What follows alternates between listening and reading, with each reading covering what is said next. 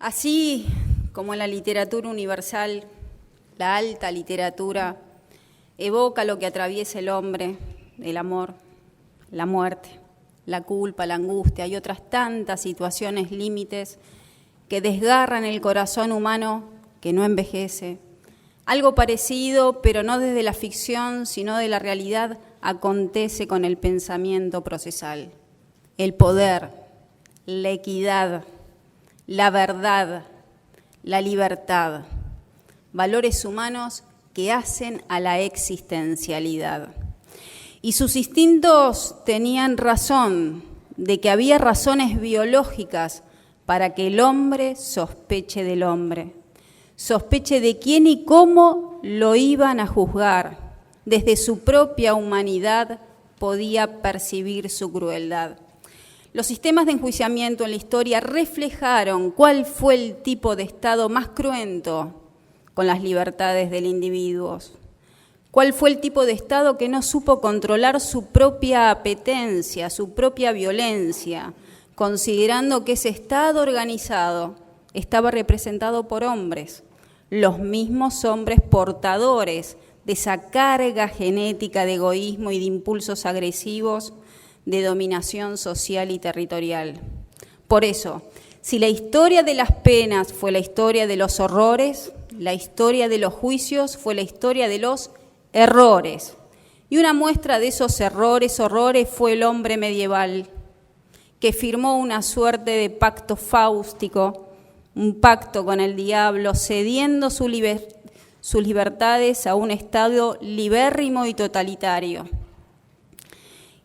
y que institucionalizó la intolerancia, persiguiendo, investigando a los enjuiciados, que tratados como objetos se les negaba hasta la sal y el pan, incluso su propia humanidad.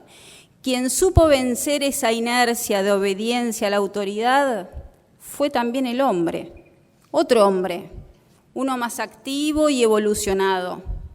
Fue el pensamiento liberal, que batalló contra la monarquía, la autoridad monárquica y papal, no con armas, sino con palabras, demostrando que con la razón y con el acto de pensar se podía conocer el mundo, que con el acto de pensar surgían las ideas que desde entonces y hasta entonces regían en un sistema estadual, la libertad, la igualdad, la independencia como límites de ese poder estatal.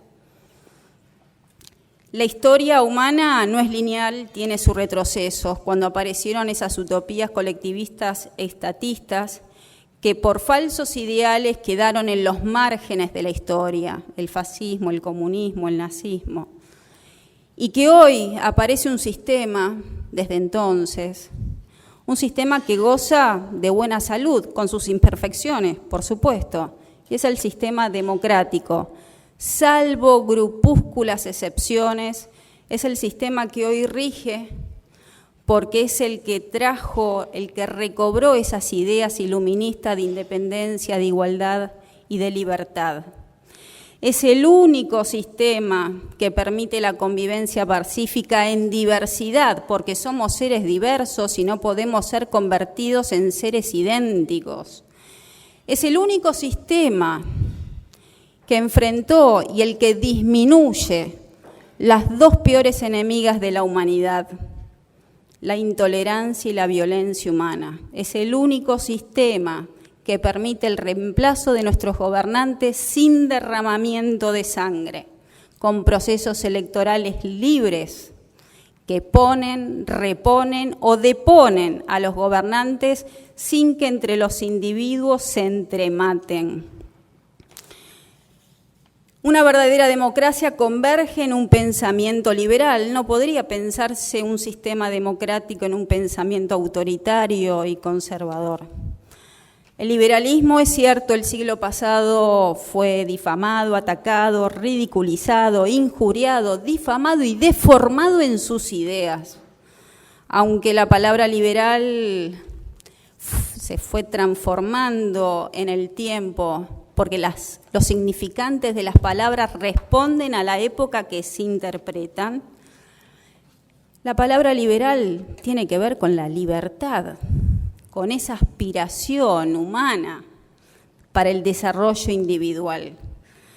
El pensamiento liberal, que es un pensamiento, no es una ideología, menos aún un dogma, que tienen verdades radicales y cerradas porque no aceptan controversias, por tener la ciega certeza de que sus verdades son válidas y necesarias, es un pensamiento. Se proyecta en diversos ámbitos, en lo que nos interesa y conectado con los sistemas de enjuiciamiento en la política, es un Estado democrático, laico, que porta instituciones que mejoraron la convivencia social, la división de poderes, la alternancia del poder, el Estado soberano, los derechos humanos, la defensa y representación de las minorías, la tolerancia, la discrepancia y consensos que evitan esa violencia que respira, deriva y transpira el sectarismo y el dogmatismo.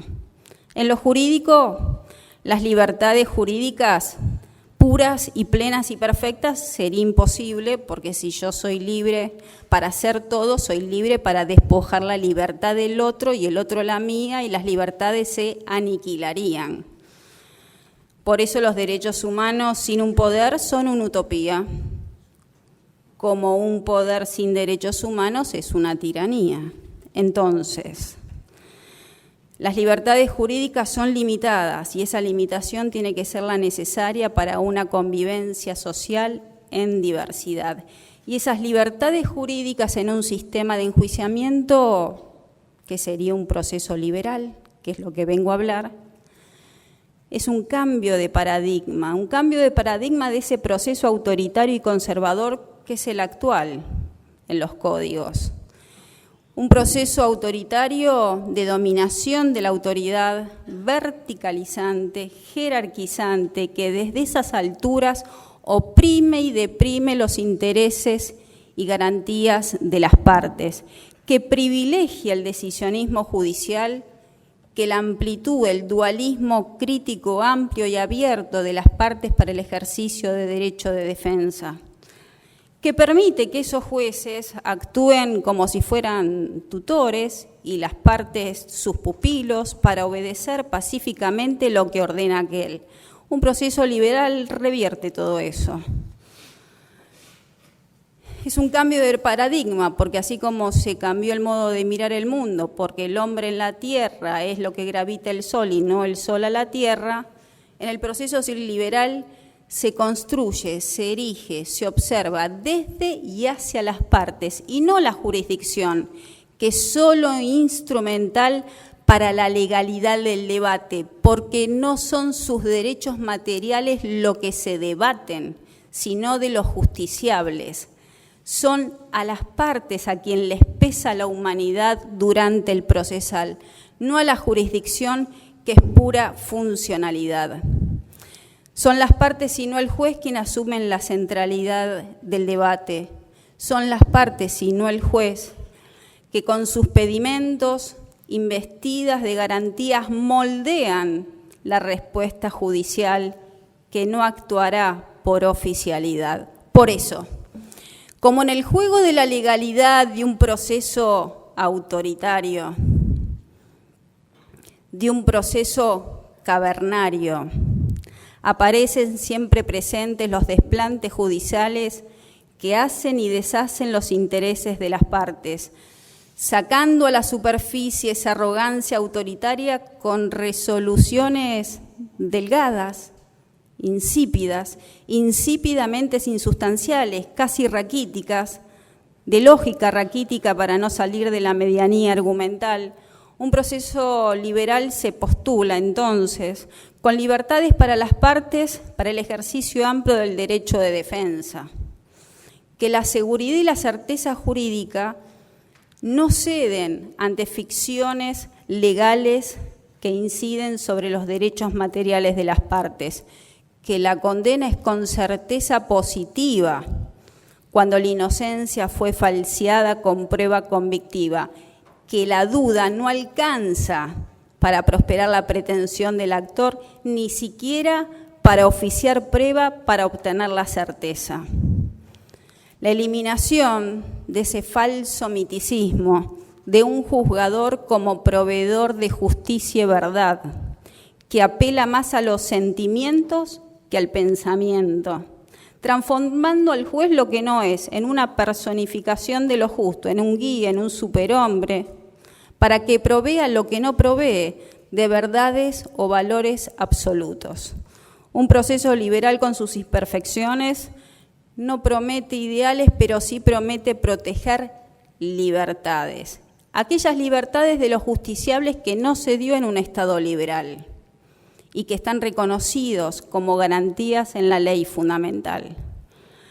Para terminar, la historia política documentada, como la literatura, muestran todo lo bello y desdeñable que puede ser el hombre, que el hombre no es solo razón, sino lo que está por debajo, y desde abajo el hombre también es instinto, puro impulso, egoísmo, recelo, y todo un fondo y trasfondo atávico inconsciente, que debajo de todo civilizado hay un salvaje, la barbarie.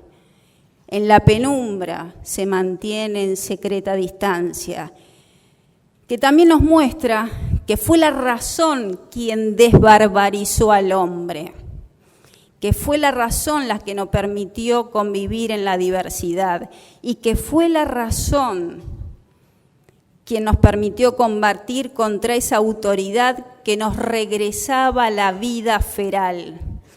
Y fue esa misma razón que hoy nos permite razonar que para resolver los conflictos humanos necesitamos de un proceso en libertad. Muchas gracias.